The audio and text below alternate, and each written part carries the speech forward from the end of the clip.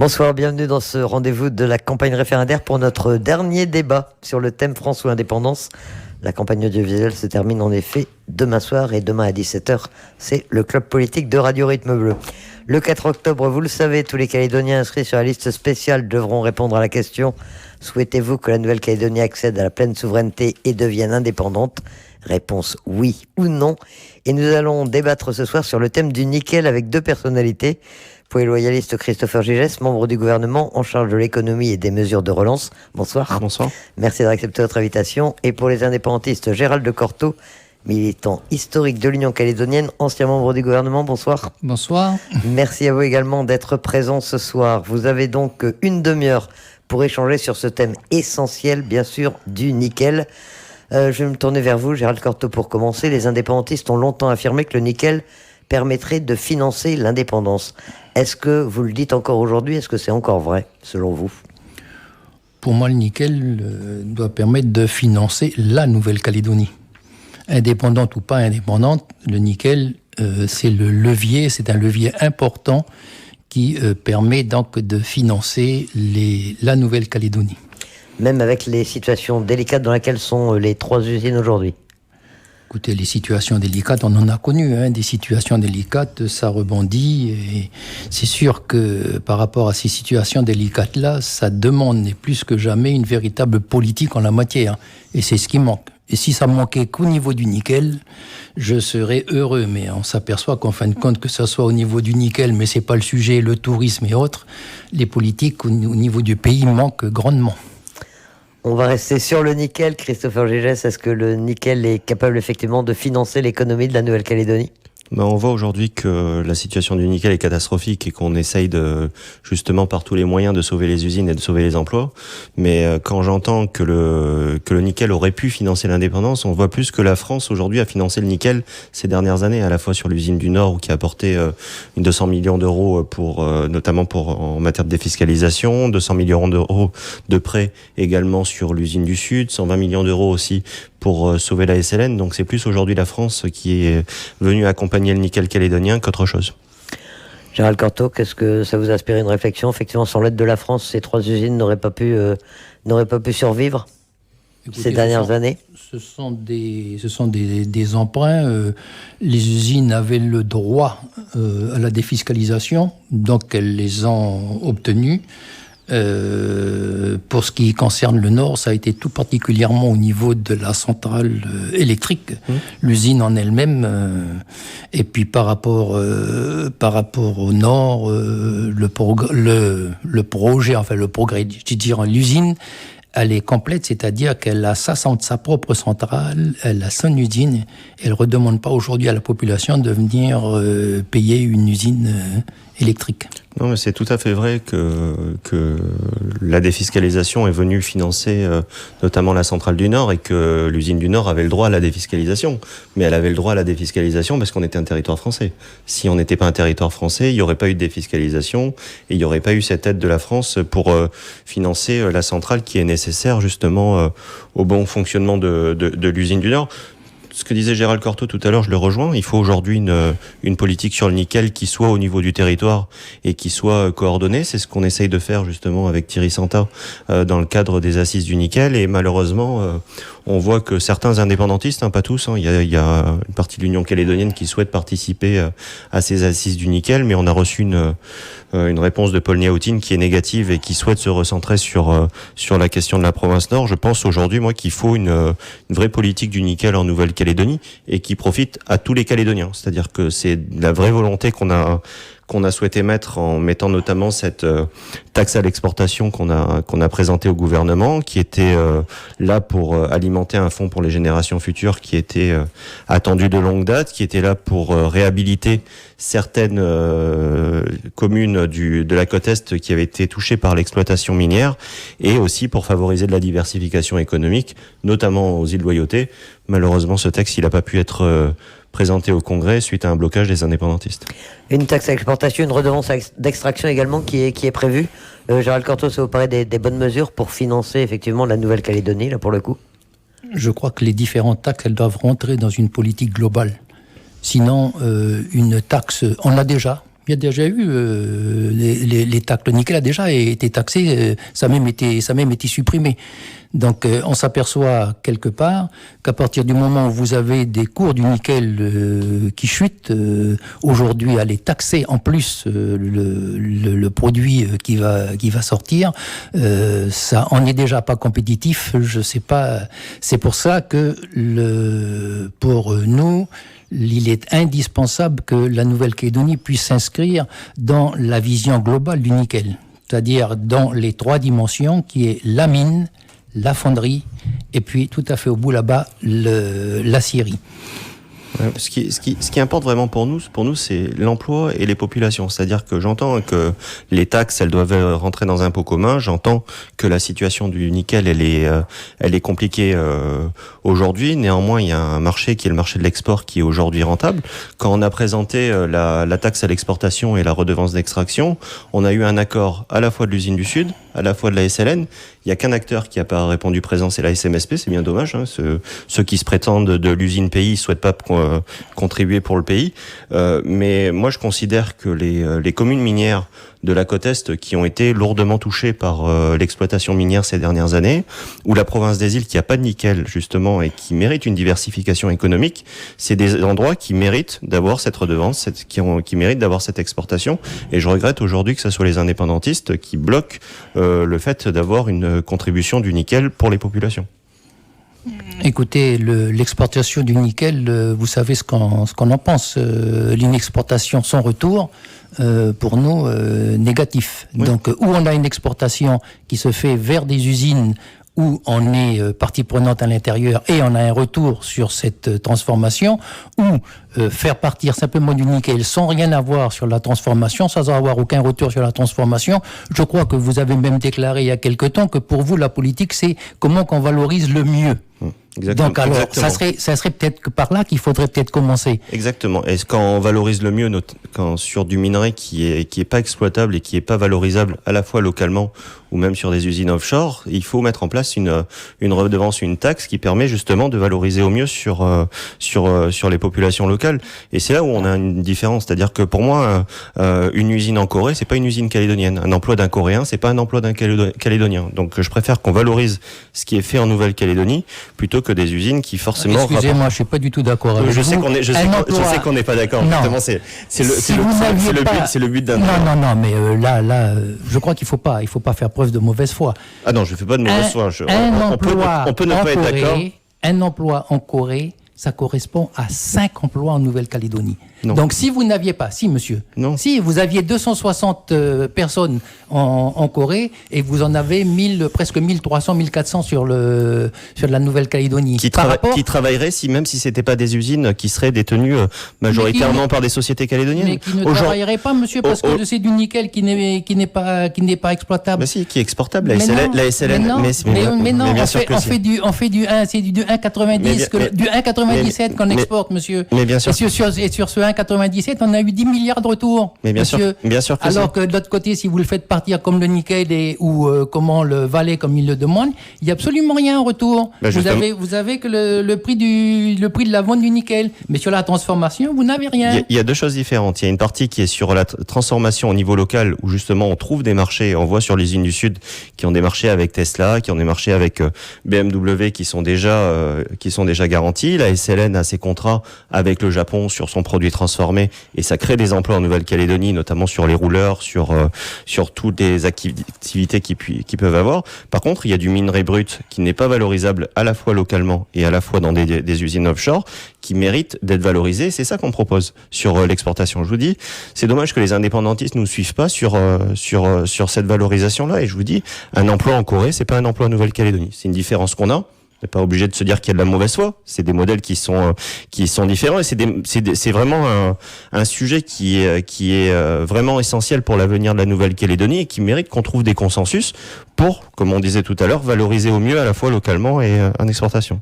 En Corée, vous avez aujourd'hui. Non, mais je connais le modèle coréen. 51% de la valeur de l'usine qui appartient à la Calédonie. Comment on a fait pour avoir 51% ? Ah. On a nanti les titres. Voilà. Mais non, monsieur. Mais bien sûr que si. Vous savez bien que les titres sont nantis et que c'est pas possible. On a nanti les titres.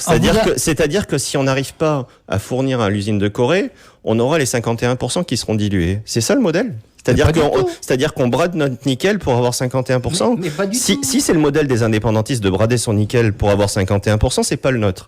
Ensuite, c'est des modèles qui se défendent, pourquoi pas. Mais j'attends encore les dividendes de la Corée pour financer toute cette activité économique en Nouvelle-Calédonie. Mais vous n'avez pas de l'activité économique. Et sociale. Elle a distribué. Il y a eu déjà un retour de 10 milliards. Ouais. C'est pas oui. Les comptes sont arrêtés et ils sont audités. Donc, moi, même si c'était un retour d'1 ou de 2 milliards, c'est quand même mieux que rien du tout. Bien sûr. Bon. Ça, on est d'accord. Ça, on est d'accord. Ensuite, je vous dis, une personne en Corée, quand on développe l'usine de Corée, une personne en Corée, ça correspond à 5 emplois en Nouvelle-Calédonie. Là-dessus, on n'est pas d'accord. Vous pouvez ne pas être d'accord. Moi, je vous dis que c'est ça, la société. Ensuite, c'est comme l'usine du Nord. On va encore nous dire que le titre que le Cognambo, il est nanti, alors que, en fin de compte, non. Et on vous a amené, les documents. Si les Calédoniens ne fournissent pas assez de nickel à l'usine de Corée, très clairement, il y aura une dilution du capital. C'est une réalité, ça, aujourd'hui. C'est une réalité. Et pourquoi les Calédoniens ne fourniraient pas du nickel en Corée pour pouvoir avoir un retour convenable ? Mais on peut le faire. Mais sauf que quand on peut le vendre et avoir une redevance sans prendre le risque de brader sa ressource et de donner sa ressource en contrepartie d'action dans une société. On ne brade pas sa ressource. Bien sûr que si. Et il n'y a pas de nantissement. Bien sûr mais vous savez bien. Je suis passé sur un plateau de télévision. J'aurais dû vous le porter, le document qui vous montre qu'il n'y a pas de nantissement et que le nantissement n'est pas possible. C'est inscrit dans le marbre au niveau des deux sociétés. Ça passe pas à la radio, les documents. Mais tu aurais dit que... Mais non, mais j'aurais pu lui montrer ou lui laisser une photocopie. Non, et en plus, on est filmé.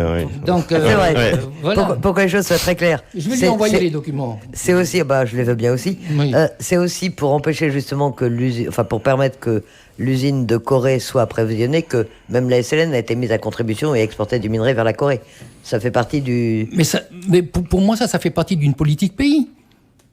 Et ensuite, au niveau de l'usine du Sud, au niveau de la Chine, il y a la possibilité de faire, et encore mieux, parce qu'au niveau de la Chine, vous avez 3 usines aujourd'hui qu'on pourrait fournir, et où en fin de compte, les gens ne demandent pas d'être partie prenante dans la société calédonienne, ils demandent simplement d'avoir une garantie d'approvisionnement sur 25 ans, et ça vous donne la possibilité d'avoir 51% de... Voilà. Donc vous avez des débouchés extraordinaires possibles aujourd'hui. Mais on a des débouchés sans prendre le risque de participation et sans prendre le risque de brader sa ressource. C'est juste que ce que je dis. Vous connaissez pas le montage, monsieur. Mais vous ne connaissez pas le montage. C'est le minoritaire, c'est-à-dire l'actionnaire minoritaire qui prend toute la responsabilité. C'est Glencore ici, c'est POSCO. Le montage avec Glencore est différent. Mais c'est exactement la même chose. C'est POSCO qui prend toute la responsabilité l'autre côté. Tant qu'il est fourni. Il y a pas un franc. La SMSP n'a pas mis un seul franc. Tant qu'il est fourni. C'est-à-dire que tant qu'il y a une fourniture de la part de la Nouvelle-Calédonie en matière de nickel, oui, ils prennent la responsabilité. Mais lorsqu'il n'y a plus de nickel fourni, il n'y a plus de responsabilité, et c'est la Nouvelle-Calédonie qui doit payer les Calédoniens. Là-dessus, on a une divergence de fond sur ces prises de participation. Là où c'est incompréhensible de votre part, c'est le fait de dire la Calédonie n'a pas de politique, si j'ai bien compris. Il faut en mettre une, mais à la limite, ne pas fournir POSCO. Ah, mais j'ai pas dit ça. J'ai pas dit ça. Non, j'ai pas dit ça. Dans le cadre d'une politique globale, j'ai pas dit ça. Il faut fournir ces usines offshore et en priorité. J'ai pas dit le contraire. J'ai dit. Bon, pourquoi vous me dites que si vous ne fournissez pas, vous perdez? Il y a une dilution. C'est une réalité. Mais bien sûr que si. Mais bien sûr que. Bon, ça va être un faux. Voilà, on va pas rester sur. On a vu, on le savait qu'il y avait une vraie divergence sur ce point. Ça fait partie de la doctrine nickel de la province Nord ou du FLNKS. La doctrine nickel, elle est revendiquée par qui aujourd'hui? Moi, je n'emploie pas le mot doctrine personnellement. Bon, les gens l'emploient parce que doctrinaire, des fois, ça peut avoir un caractère péjoratif. Je laisse les gens qui l'emploient et qui donnent les explications. Très bien.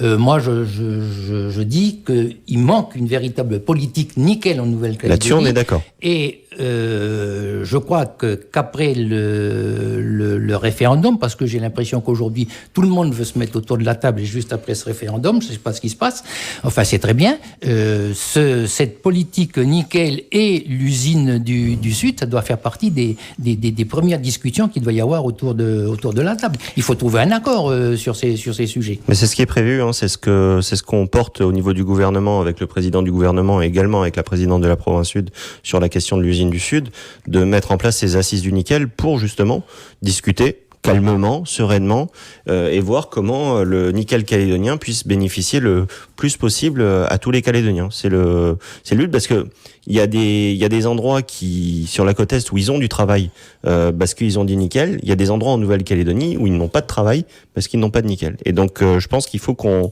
arrive à faire profiter les Calédoniens d'aujourd'hui en leur donnant des emplois, mais également les Calédoniens de demain pour un fonds pour les générations futures, pour les alimenter justement avec cette taxe. Et alors pour l'usine du Sud, qu'est-ce que vous avez vous voulez tous discuter et vous mettre d'accord, et tant mieux, mais en attendant, quelles sont les positions respectives sur comment sauver, quelle reprise envisager pour Valencia? Vous savez quelles sont les notes de proposition. Vous restez sur la proposition Sofinor, Correa Zinc, qui était le deuxième candidat, le premier aujourd'hui. Même si pour l'instant Valais ne semble pas en vouloir. Il est parti, donc voilà. Correa Zinc est pas candidat. Correa Zinc est un accompagnement technique de la Sofinor, mais Correa Zinc ne met pas un franc dans la reprise de l'usine de Valais. Donc je pense que... Qu'est-ce qui vous fait dire ça? Parce qu'il y a l'offre qui a été montrée en commission au Congrès, l'offre de la SMSP qui fait 2 pages A4 pour une reprise à 100 milliards. Je crois qu'il y a un moment, il faut être sérieux et pas jouer avec les emplois de milliers de Calédoniens qui sont indépendantistes, pas indépendantistes, qui n'ont rien à faire de la politique parfois, mais qui ont juste une inquiétude, c'est de pouvoir avoir un salaire à la fin du mois pour nourrir leur famille. Donc je crois qu'il faut arrêter d'instrumentaliser ce projet d'usine du Sud. Il y a des gens qui sont mandatés pour justement retrouver un repreneur qui est sérieux et qui permettra justement de garantir ses emplois. Nous, ce qu'on souhaite, c'est que cette reprise, elle puisse être réalisée le plus tôt possible et qu'on puisse donner une vraie visibilité à l'usine du Sud et notamment à ces personnes qui doivent être grandement inquiètes aujourd'hui. Nous, on a une visibilité qui est claire. Maintenant, on est tenu à une réserve, à une confidentialité sur les discussions. Donc, je vois pas ce qui vous fait dire ce que vous venez de... La commission spéciale du Congrès. Commission spéciale du Congrès. J'y ai assisté, vous n'y étiez pas. Si, j'ai regardé. Ah oui, j'ai regardé. Vous n'étiez pas dans la salle, ou vous n'avez pas vu dans la salle. Et mon Dieu, cette commission-là, les questions qui ont pu être posées sur les sujets, vous avez bien... c'est incroyable. Ah non, mais des gens qui vous posent encore des questions sur le montage du Nord, sur les 1000 milliards. Vous parlez de la commission spéciale où il y a eu les différentes auditions. Il y a eu une commission juste avant où le président de Valais Nouvelle-Calédonie a été auditionné et a montré justement les différentes offres aux élus du Congrès et la qualité de l'offre de la SMSP sur ce point-là. Ensuite, je crois que le sujet est suffisamment sérieux pour pas qu'il soit instrumentalisé. On est dans une situation qui est extrêmement complexe. Si l'usine du Sud devait être mise sous cocon à la fin de l'année, ça serait un drame pour la Nouvelle-Calédonie et pour l'ensemble de la Nouvelle-Calédonie. Pas que pour les loyalistes, pas que pour la province Sud, pas que pour la province Nord. On est d'accord là-dessus, monsieur Cortot? Non, je suis pas du tout d'accord avec vous. Si l'usine du Sud devait... Si maintenant vous avez eu des documents comme ça au Congrès, alors qu'il y avait de la confidentialité, alors là, ça peut aller très loin. L'a montré. Ça peut aller très loin. Donc moi, je veux pas le croire qu'ils ont pu fournir l'ensemble des documents parce que ça a été très strict au niveau de l'appel d'offres où ils n'avaient même pas le droit de s'adresser à M. Beurrier en Nouvelle-Calédonie. C'était interdit. La banque Rothschild. C'était interdit. Donc, qu'en commission du Congrès et en plein appel d'offres, qu'on vous montre des documents, ça, je dirais que c'est attaquable ou c'est peut-être même des faux documents. Ensuite, moi, ce que je veux dire quelque part, c'est pas la peine de chercher midi à 14h. Je me dis, expliquer un petit peu à la population comment, en fin de compte, un groupe comme Glencore, énorme, on vous dit que 1200 milliards, ça représente 0,03% de leur valeur boursière, comment un groupe comme ça, après Falcon Bridge et Extrata, accepte d'être minoritaire sur un sujet en y apportant le tout, en apportant le financement, en y apportant la technique, en y apportant les augmentations de capital sans possibilité de dilution et sans nantissement du massif.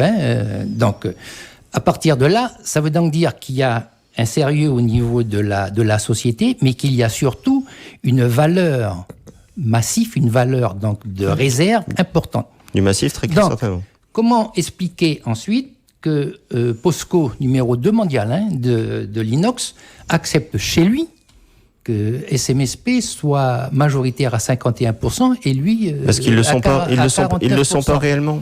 Ils le sont pas réellement. C'est de l'affichage. Ensuite, est-ce que l'usine du Nord doit exister? Mais bien sûr que l'usine du Nord doit exister. Je continue. Comment ça va se finir dans pas longtemps. Coréazen, qui est le numéro 1 mondial. Alors, vous n'avez peut-être pas tous les journaux. Moi, j'ai Le Monde, je m'adresse à Twitter. Mais tous les spécialistes là vous disent. Coréanza, qui est un conseiller technique. Non, mais c'est pas un conseiller technique. Mais non, là, moi, je ne peux pas rentrer dans des détails parce que j'ai pas le droit. Mais ce n'est pas un conseiller technique. Et je peux même vous dire qu'ils vont loin dans les propositions. Et je peux même vous dire que. Mais pourquoi Vallée les a pas retenus alors s'ils étaient si sérieux? C'est-à-dire que c'est. Vous savez, voilà, ça, c'est les questions que posent des grands spécialistes comme Didier Julienne. Ah, Didier Julienne qui travaille beaucoup avec la SMSP, en effet. Est-ce qu'Alain Janin travaille beaucoup avec la SMSP? Peut-être, oui. Non, pas du tout. Je dirais même le contraire. Mais moi, vous savez, Monsieur Cortot, il y a juste un établissement qui s'appelle la Banque Rothschild. La Banque Rothschild qui est spécialisée justement dans les rachats d'usines, dans les rachats de sociétés, qui a été mandatée par l'usine du Sud, par Vallée, pour vendre cette usine. Ils n'ont pas retenu l'offre de la SMSP parce qu'elle est considérée comme pas sérieuse. Donc c'est pas moi qui le dis, c'est la Banque Rothschild. Moi, j'ai pas la prétention de savoir ce qui est bon ou ce qui est pas bon pour une reprise d'une usine à 100 milliards. J'ai pas cette prétention-là. Je suis peut-être moins expert que vous dans le domaine, certainement. Mais quand on prend des gens comme Rothschild, je finis sur ça. Mais moi, vous m'avez pas laissé finir sur ce que on va laisser faire Christopher Ligès et vous répondrez après. Évidemment, vous allez laisser faire Christopher Ligès. Je compterai. Mais non, mais chacun son tour. Chacun son tour. Je crois que quand on a des structures comme ça, sur un sujet aussi sérieux que ça, qu'il faut laisser faire les reprises sereinement, calmement. Et je pense que je l'espère qu'on se rejoint sur un point, c'est que l'usine du Sud ne doit pas fermer pour les salariés qui sont concernés. Alors, ce que je voulais dire, pour en finir, par rapport à POSCO, parce que vous avez 3 grands spécialistes. Alors, vous me dites que M. Julienne, bon, pourquoi pas. Alors, est-ce que Philippe Jalmin, c'est la même chose? Pourtant, c'est aussi un historien des matières premières. Est-ce que Alain Janin, c'est la même chose? Et tous, en fin de compte, se sont très étonnés. Moi, j'ai trouvé tous les grands articles, et puis tout ça là, ça date encore du 25, sur l'attitude de la banque Rothschild ayant retenu NCR, quand on sait, pour en finir, qu'est-ce que c'était que cette société. Donc, moi, ce que je veux dire quelque part, c'est sûr que vu l'image qu'on a donnée de la Calédonie... C'était pas l'image de la Calédonie. Ce que c'était que la société... Une société junior qui n'avait pas... il y avait un gros coup de bourse à faire, et puis point final. Bon. Ce que je veux dire par là, à partir du moment où j'ai développé tout à l'heure ce sérieux, enfin des monstres dans le bon sens du terme que sont Glencore, POSCO et Coréazen, je me dis, et moi, ça, ce sont des questions... Et à la limite, qui sont plus posées par des non-indépendantistes que par des indépendantistes. Vous savez, nous, on a un groupe de réflexion où on reçoit tout le monde... Et les gens nous disent, mais en fin de compte, si des groupes pareils qui ne sont pas des philanthropes sont d'accord pour faire ces montages-là, c'est que ça représente quand même quelque chose, c'est qu'il y a du sérieux quelque part. Oui. Moi, j'aimerais bien savoir justement la transparence de tout ça. C'est-à-dire qu'il y a sur le montage et sur le risque qui est pris par la Nouvelle-Calédonie, justement, s'il y a une défaillance de Glencore, qui est bien gentil jusqu'à présent de payer ce qu'ils doivent payer à l'usine du Nord, vous avez eu déjà plusieurs partenaires qui sont partis. Il y a eu Falcon Ridge qui est parti, il y a eu Extrata qui est parti. Aujourd'hui, il y a Glencore qui est là. Et tant mieux. Je vous dis. Non, mais Monsieur Cortot, vous occupez de l'économie quand même. Vous savez ce que c'est que nos PA quand même. Oui, je sais ce que c'est. Alors. Tant mieux qu'il y ait l'usine du Nord. C'est important pour le rééquilibrage. C'est important pour les emplois qui a là-bas.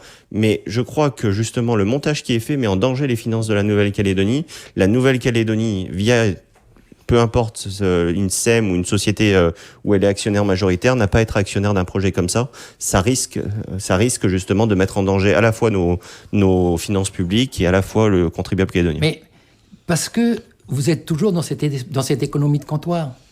Vous n'arrivez pas à sortir de cette économie de comptoir avec cette vision où en fin de compte, quand on vous dit que Glencore, nous, je l'ai dit dans une émission, on prie pour que ça se passe bien. Si Glencore arrête de payer, qu'est-ce qui se passe ? Qu'est-ce qui se passe ? Si Glencore arrête de payer, mais aujourd'hui, c'est lui qui a la responsabilité de tout. Est-ce que vous êtes en capacité d'assumer derrière ? C'est là la question. Mais si Glencore... Non. Si Glencore, demain, arrête généreusement de financer le Nord parce qu'ils perdent trop d'argent et l'usine du Nord perd énormément d'argent, qu'est-ce qui se passe ? Mais si Glencore part, il fait comme Vale. C'est la faillite de la Nouvelle-Calédonie. Non, parce que Vale, ils sont majoritaires dans le processus. Donc, ils ont des responsabilités de majoritaire. Là, avec Glencore, qui est aujourd'hui actionnaire minoritaire, mais qui paye tout, décide d'arrêter, ça sera la SMSP qui paiera. Et ça sera mais pas. Ça va pas, non, bien sûr que si. Mais bien sûr que si. Mais bien sûr que si. Mais bien sûr que si. Mais bien sûr que si. Vous mettez en danger la Nouvelle-Calédonie en faisant ça, et avec les différentes. Ensuite, on va pas débattre sur le nombre de milliards de dettes qui peut y avoir. Moi, je souhaite que Glencore parte pas. Très clairement, je souhaite que Glencore parte pas parce que ça serait une catastrophe pour la Nouvelle-Calédonie et ça serait encore pire que Vale. Mais aujourd'hui, on est en train de parler de Glencore, de départ de Glencore et tout ce qui s'ensuit, alors qu'en fin de compte, Glencore ne demande rien. Non. Pour le moment, oui, j'espère. Il ne demande rien, mais ce n'est pas les épées. Par contre, on n'a pas du tout abordé le problème SLN. Oui, c'est vrai qu'on n'a pas abordé. J'avais remarqué, c'est pas brillant. On a parlé du nickel sans parler de la SLN. Ça, je vous rejoins dessus. Comme quoi, ça avance de temps. Et là, vous avez des craintes pour la SLN ? Pour la SLN, écoutez, vous savez quand même notre position sur la SLN. Moi, personnellement, je voudrais que la SLN puisse se redresser, mais encore une fois, on n'a pas le temps là. On n'a pas le temps de débattre. Donnez-nous une bonne heure un jour et on viendra débattre sur la SLN. On vous donnera nos positions. Il est clair qu'aujourd'hui, l'outil est obsolète. Donc tout le monde est d'accord.